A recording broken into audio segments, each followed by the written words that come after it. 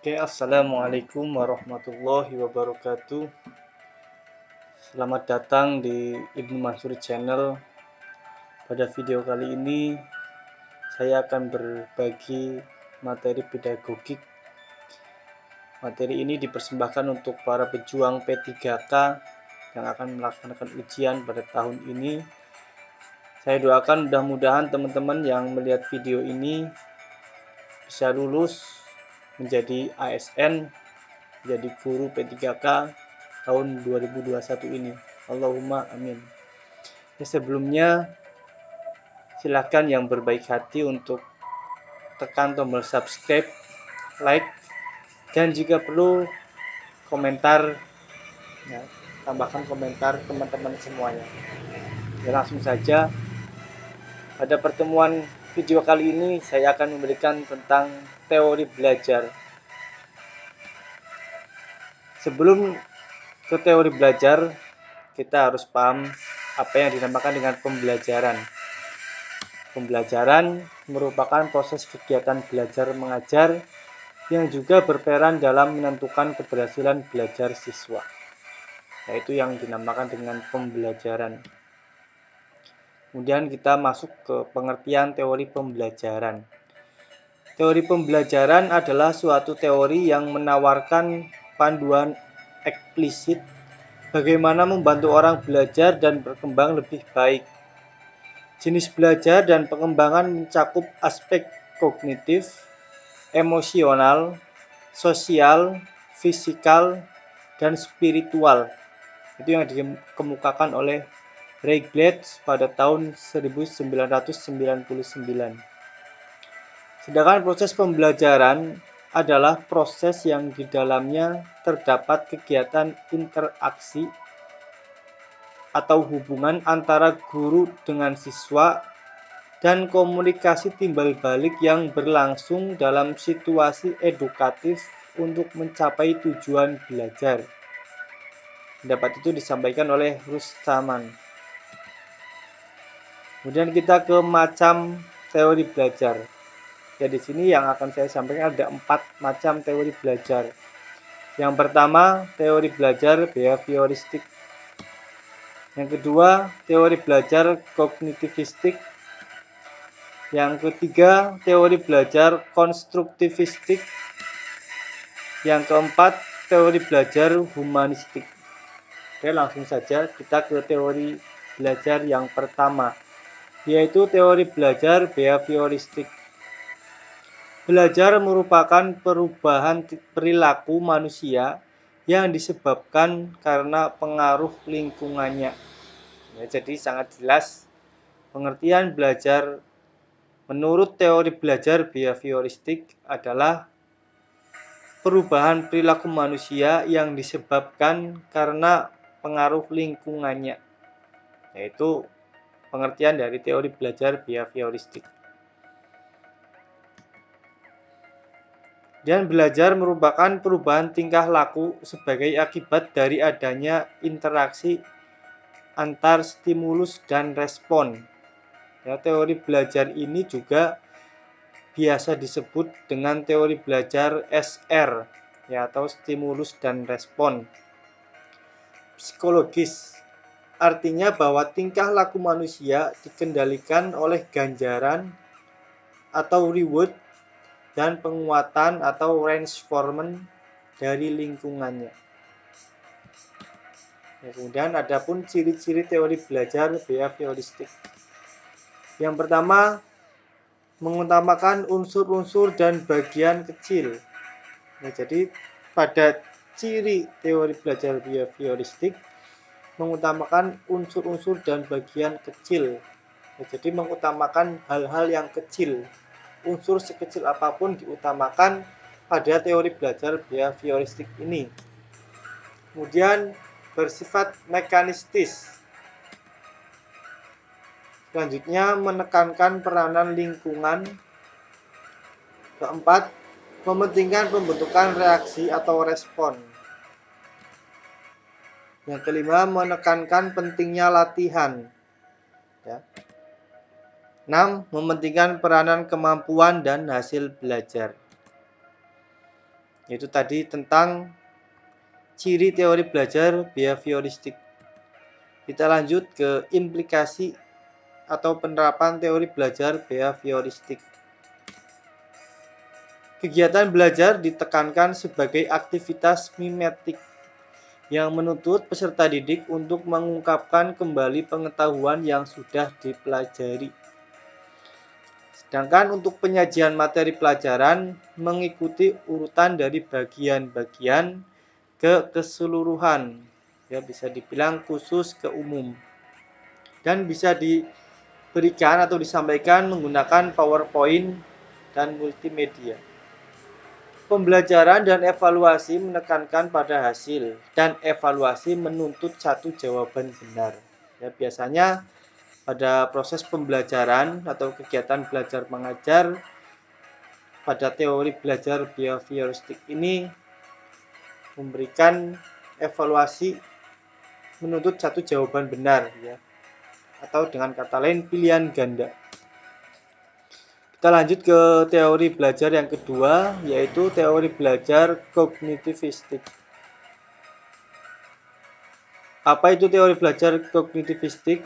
Ya, teori belajar kognitivistik adalah teori belajar yang mementingkan proses belajar daripada hasil belajarnya. Ya, jadi berbeda dengan teori belajar yang pertama tadi, ya, behavioristik. Kalau teori belajar kognitivistik ini mementingkan prosesnya, ya, proses belajarnya daripada hasilnya. Ya, lebih mengutamakan proses daripada hasil. Jelas ya. Kemudian tingkah laku seseorang ditentukan oleh persepsi serta pemahamannya tentang situasi yang berhubungan dengan tujuan belajarnya.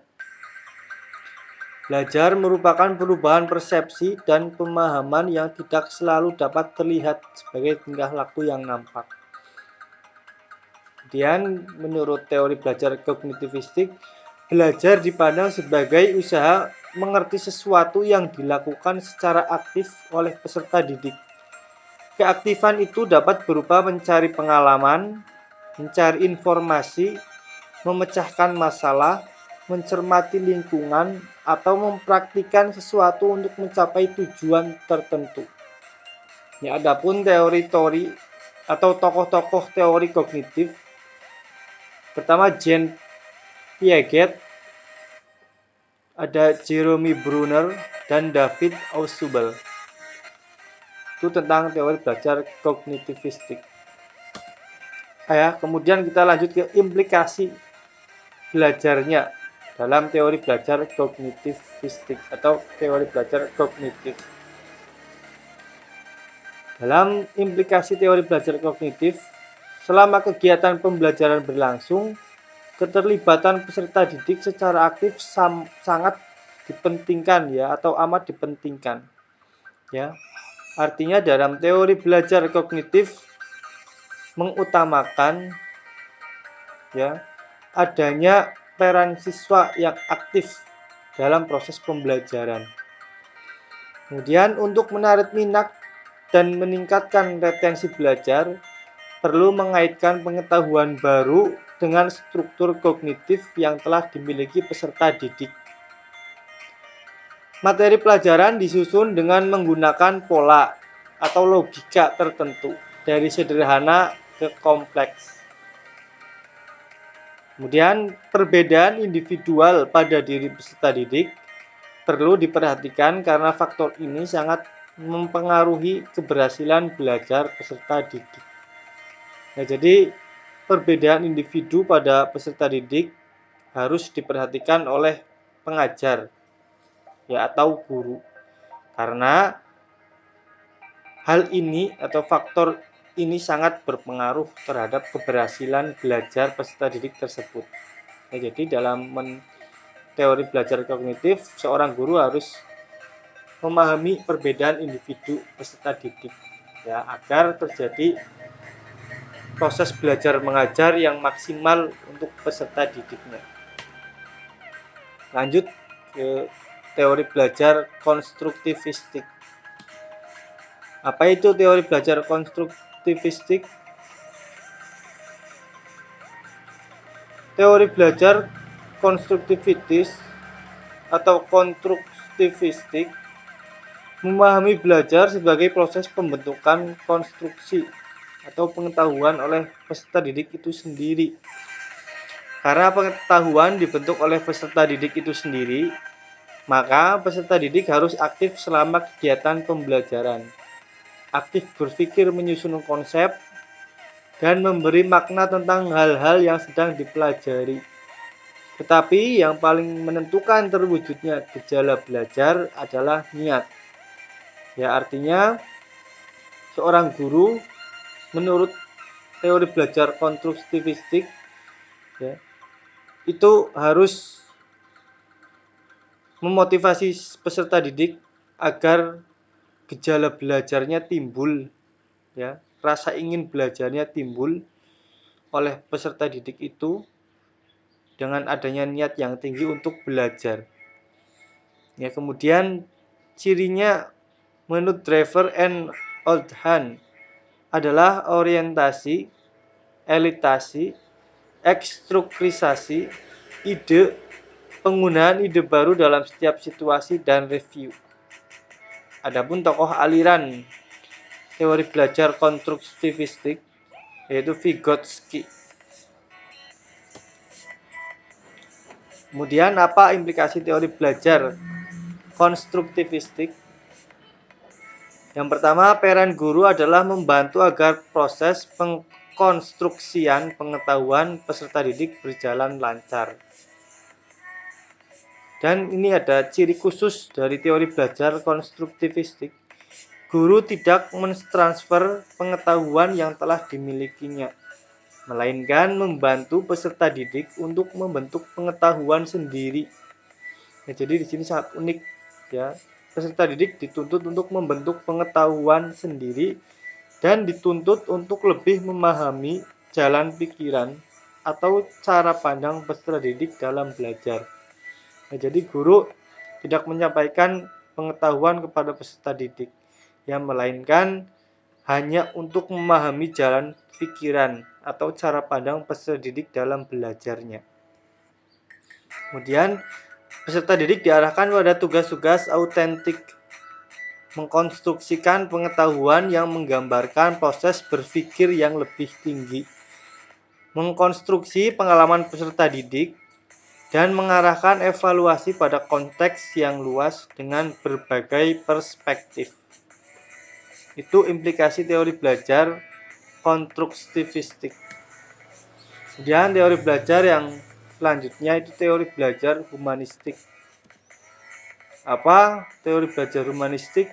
Ya, teman-teman pasti sudah tidak asing, kita belajar bersama-sama. Tujuan belajar menurut teori belajar humanistik adalah untuk memanusiakan manusia. Proses belajar dianggap berhasil jika siswa memahami lingkungan dan dirinya sendiri. Ada kata kunci, proses belajar dianggap berhasil jika siswa memahami lingkungan dan dirinya sendiri. Kemudian bersifat eklektik, artinya teori belajar apapun dapat dimanfaatkan asal tujuannya untuk memanusiakan manusia, yaitu aktualisasi diri, pemahaman diri, serta realisasi diri dapat tercapai. Dalam prakteknya, teori humanistik ini cenderung mengarahkan peserta didik untuk berpikir induktif, mementingkan pengalaman, serta membutuhkan keterlibatan peserta didik secara aktif dalam proses belajar. Adapun tokoh teori belajar humanistik yaitu Kolb dalam tulisannya yang berjudul Belajar 4 Tahap. Kemudian ada Hani and Mumford yang memberi judul buku atau tulisannya dengan pembagian macam-macam peserta didik. Kemudian ada Habermas dengan tulisan 3 macam tipe belajar, serta Bloom dan Cadwell dengan bukunya yang berjudul Taksonomi Bloom. Kemudian implikasi teori belajar humanistik. Pembelajaran cenderung mendorong siswa untuk berpikir induktif. Ya, tadi sudah dijelaskan di awal. Kemudian mementingkan pengalaman dan keterlibatan siswa secara aktif dalam belajar. Semua komponen pendidikan, termasuk tujuan pendidikan, diarahkan pada terbentuknya manusia yang ideal. Manusia yang dicita-citakan yaitu manusia yang mampu mencapai aktualisasi diri. Serta guru diharapkan tidak hanya melakukan kajian bagaimana dapat mengajar yang baik, namun bagaimana agar peserta didik dapat belajar dengan baik. Ya, jadi seorang guru diharapkan mampu untuk membuat peserta didik bisa belajar dengan baik. Ya, bukan hanya berpikir tentang bagaimana caranya mengajar yang baik, ya, tapi berpikir juga untuk terjadi proses belajar mengajar dengan baik. Oke, itu yang bisa dapat saya sampaikan pada video kali ini.